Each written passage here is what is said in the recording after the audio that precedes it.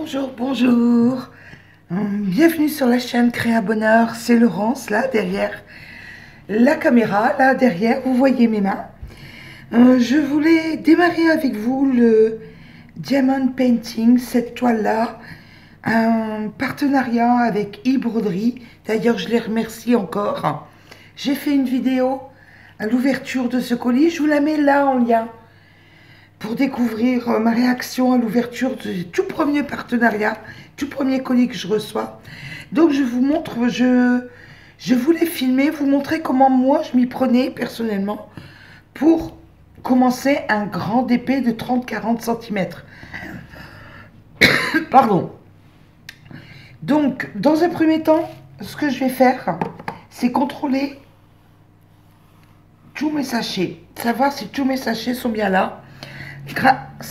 Je vais m'aider pour ce faire à la feuille de route qu'ils ont joint au colis et je vais pointer tous les numéros, tout le contenu des diamants, voir s'il manque quelque chose. Donc je vais prendre le petit crayon, voilà, et on est parti à pointer, à contrôler le tout. Vous voyez là, c'est noté, je sais pas. Le 3, je vais contrôler 3. On l'a. Voilà, simplement contrôler, pointer tout ce que j'ai, voir s'il manque quelque chose. Disons que si vous démarrez le Diamond Painting, c'est pratique de voir comment je fais.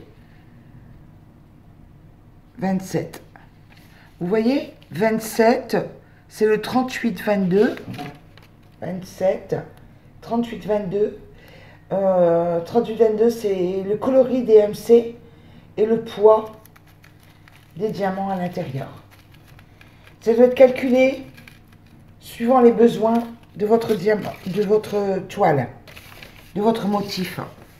Bon, écoutez, je vais continuer un petit peu avec vous. Là, comme ça, 7, le 12, le 1. Ça m'a fait énormément plaisir de recevoir ce kit. C'est la toute première fois.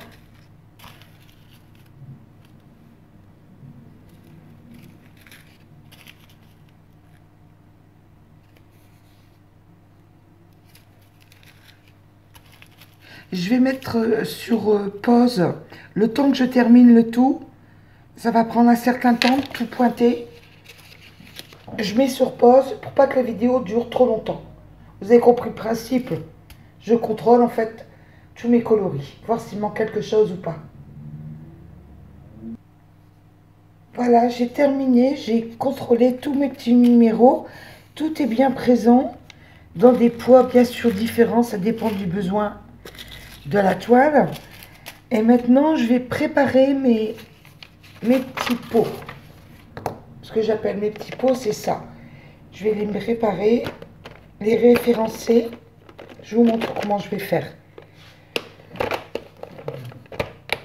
Voilà, vous voyez, j'ai des petits casiers. Je vais les ouvrir.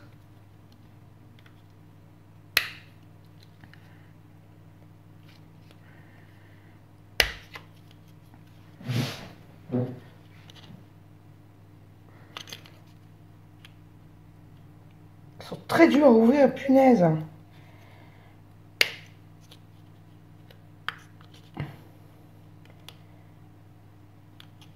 Et je vais faire ma petite réserve, numéro par numéro.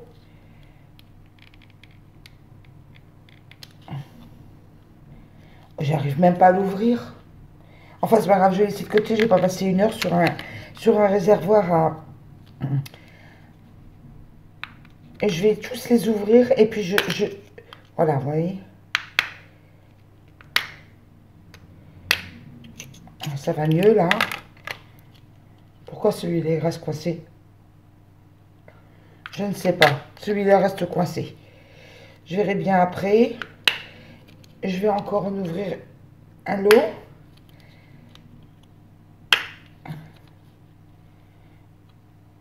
Ils vont pas se sauver, hein.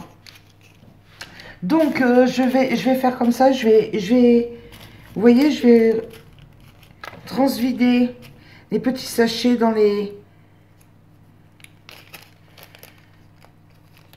petits réservoirs et noter le numéro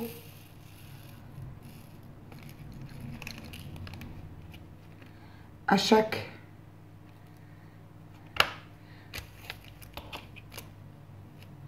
Hop. Ça va prendre du temps, vous doutez bien. Là, je fais le premier avec vous. Je vais chercher une petite étiquette pour noter le numéro. Attendez, j'en ai encore dans le sachet. Hop, là, une petite étiquette. J'avais acheté ça au dernier haul. Les petites étiquettes. Voilà. Et je vais noter tout de suite pour ne pas oublier le numéro 3. Voilà, au crayon de bois, comme ça je pourrais gommer pour par la suite, si je dois en mettre pour un autre travail. Je fais tout et je vous reprends après. Ça va prendre du temps sans quoi. Je fais tout ça et je vous reprends après. Voilà, je suis de retour, il ne me reste plus que 2. Je suis tombée en panne de petits récipients. Donc c'est pas grave, j'ai des petites boîtes comme ça, rondes. Hein, j'ai décidé de compléter. Je laisserai là sur le côté avec les petites boîtes carrées. Comme ça, j'ai tout sous la main.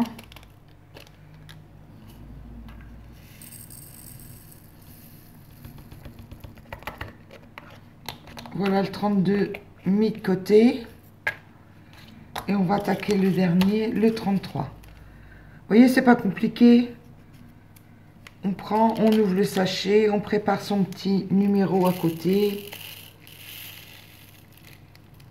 Il ne faudrait pas non plus se tromper. 32. Vous voyez, 32, je viens d'enlever du 32.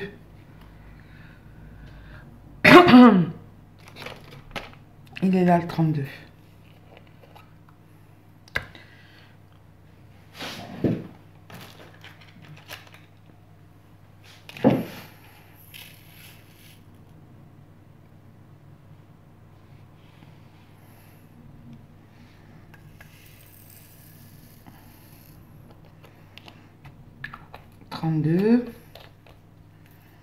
Et là, le 33.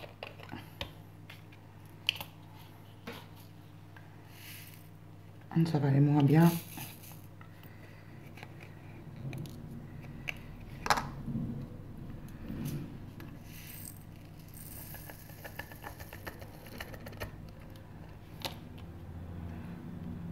C'est loin d'être la partie la plus agréable parce que c'est long. Mais enfin, après on est tranquille, tout est prêt quoi. Donc dans le kit, il y avait les petits sachets que j'ai vidés dans des boîtes afin que ce soit bien classé. Regardez, les petits sachets sont été vidés. Il y avait donc la feuille de route que j'ai contrôlée. C'est bon, les quantités sont bonnes. Alors, ça c'est fait, ça c'est fait. Je me demandais à quoi ça servait cette petite feuille d'autocollant transparente. En fait, ça m'a l'air d'être du double face. Je ne sais pas trop ce que c'est. De la colle peut-être. Je ne sais pas. Donc, dans le kit, le fameux crayon avec un côté unique pour un seul diamant. Et une rangée de diamants. Sincèrement, je ne suis pas trop fan. Vous voyez, c'est noté, il y a un numéro 10 dessus qui est noté en... Je ne sais pas si je vais réussir à vous faire voir. Là, c'est noté 10, c'est pour qu'on peut placer en fait 10 petits diamants ronds là-dessus. Mais je ne le ferai pas parce que je trouve que le rendu n'est pas bien symétrique. Ça fait pas bien joli. Je préfère faire mes diamants un par un. Personnellement, je préfère comme ça. Donc voilà le crayon. On a bien tout le matériel dans le sens où on a la petite pince épilée pour prendre, si jamais il arrive une sottise, pour pouvoir le bouger les petites perles. Et on a notre fameuse toile 30-40 que je vais diviser en petits carrés. Oui, je vais diviser en petits carrés pour pouvoir découvrir partie par partie. Donc, pour ce faire, je vous demande 2 secondes. Je vais aller chercher la grande règle et le feutre noir pour faire mon quadrillage, en fait. Voilà, je reviens encore. Excusez-moi de vous abandonner encore une fois. Je reviens. Me revoici. Bon, écoutez, sachant que c'est du 31. Bon, le 31, on va faire par 3. On va faire à peu près tous les 10. C'est pas 1 centimètre près. Enfin, on veut quand même quelque chose de propre. 10, 20. Et la dernière case sera un peu plus grande d'1 centimètre. Allez, 10, 20. C'est pas bien méchant en soi. 10, 20. On va faire 2 traits comme ça.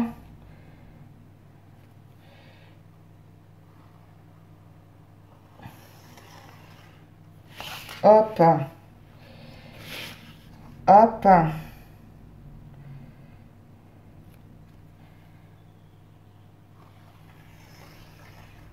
Et j'arrête avant d'arriver au bout.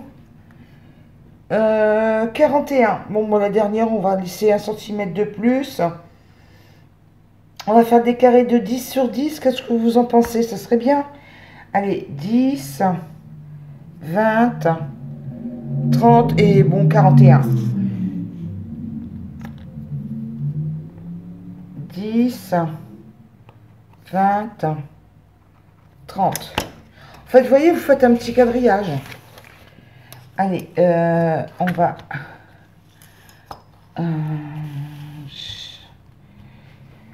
je l'ai tellement fait fin, vous voyez, que là, voilà. 10, 10. Voilà.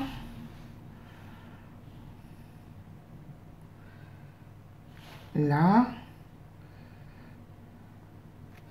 Il va falloir que je change de feutre parce que je me rends compte que le marquage du feutre, tout se sauve. Le papier est un papier brillant. C'est pas fait pour mettre du feutre dessus. Regardez, vous voyez, ça bave. Je vais prendre un crayon bic. Ça sera plus... Ça va rester avec un crayon bic. C'est le premier que je quadrille, donc forcément... J'espère que j'ai appuyé assez fort. J'ose pas appuyer plus fort de peur de marquer le dessous.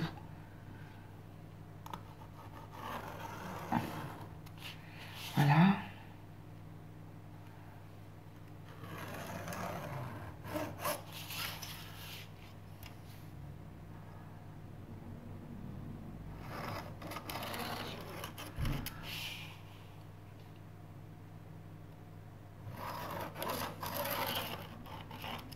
Voilà. C'est quadrillé.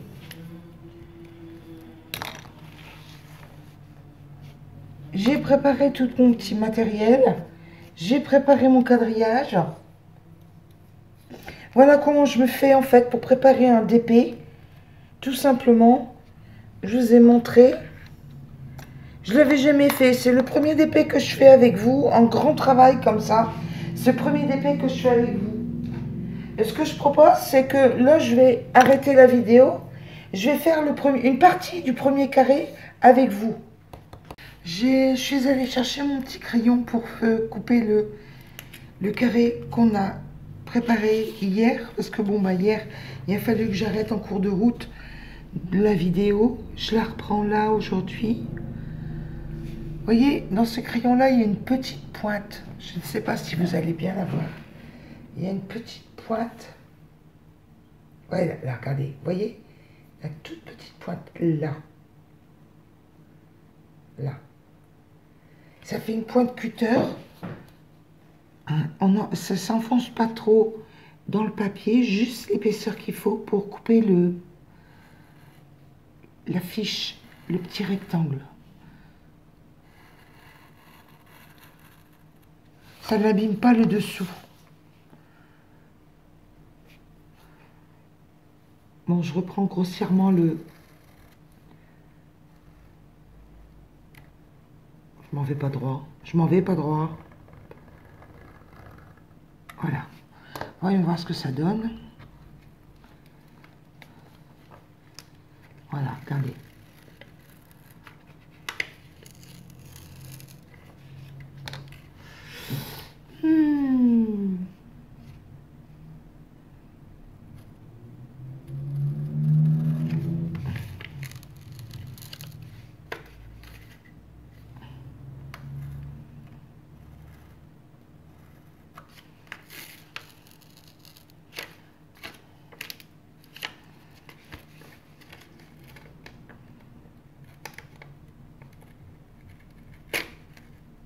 Franchement, c'est bien la première fois que j'utilise ce type de crayon. Je prenne l'habitude. C'est franchement un peu délicat dès le début. Pour coller, ça colle. Bon, on va regarder avec quoi démarrer. Et je vais zoomer. Vous voyez, pour mieux voir. Je vais zoomer ça. Voilà. Comme ça, vous allez mieux voir. Et on va démarrer avec... bon, on va en choisir un au hasard. Le V. Allez, c'est parti avec le V. Le V, je me reporte à mon tableau. C'est le numéro 21. On va chercher son numéro 21.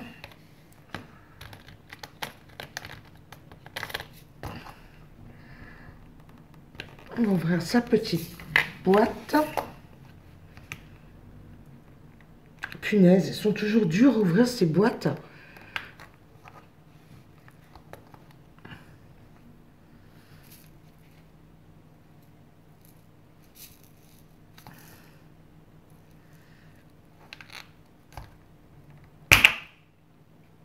Voilà, le 21 est ouvert. J'en prends un petit peu. Mon crayon mine. Je vais me prendre un peu de... Excusez-moi, je me rends pas compte qu'en fait, je prends un peu de glu.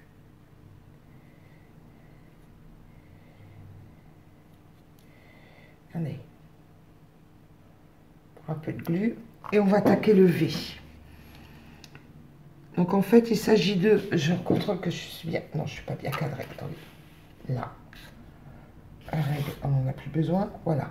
Je contrôle là. On prend une perle et on va poser tout simplement sur le V. Et ainsi de suite.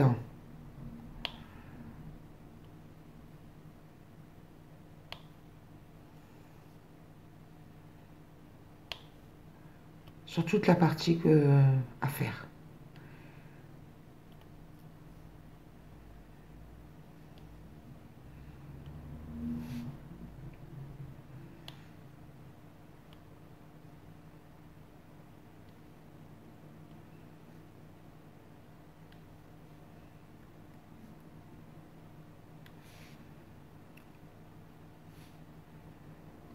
Voilà, je pense que vous avez compris le principe.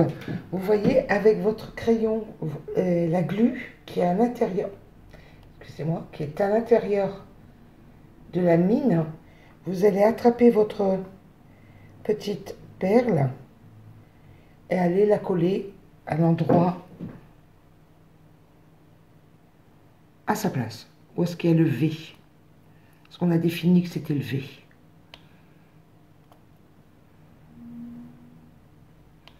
Voilà, ben, il ne vous reste plus qu'à faire votre l'ensemble de la toile.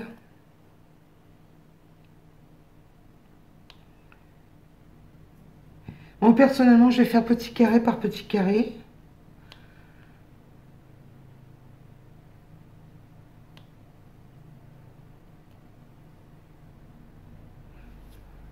Bon, écoutez, j'espère que cette vidéo de mise en route vous aura été utile, surtout si vous démarrez le diamond painting.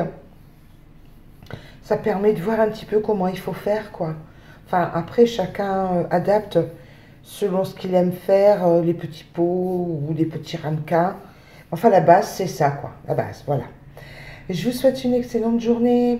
Amusez-vous bien, diamantez bien, coloriez bien aussi. Je suis une grande fan inconditionnelle du coloriage. Une excellente journée. Au revoir. Bye bye. Bye bye.